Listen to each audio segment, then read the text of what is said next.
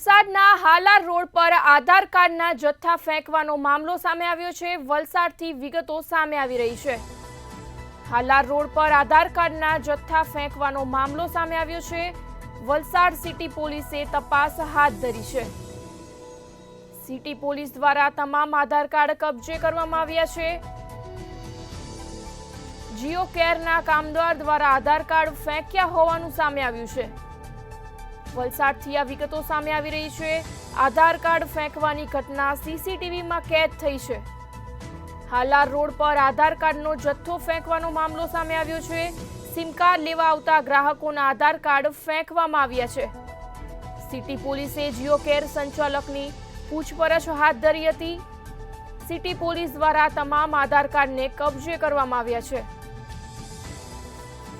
જીઓ કેરના કામદાર દ્વારા આધાર કાર્ડ ફેંક્યા હોવાનું સામે આવ્યું છે।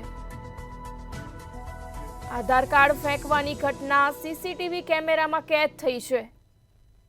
વલસાડથી આ વિગતો સામે આવી રહી છે। હાલાર રોડ પર આધાર કાર્ડનો જથ્થો ફેંકવાનો મામલો સામે આવ્યો છે। સિમ કાર્ડ લેવા આવતા તમામ ગ્રાહકોના આધાર કાર્ડ ફેંકવામાં આવ્યા છે। સિટી પોલીસે જીઓ કેર સંચાલકની વધુ પૂછપરછ હાથ ધરી હતી। સિટી પોલીસ દ્વારા તમામ આધાર કાર્ડને કબજે કરવામાં આવ્યા છે।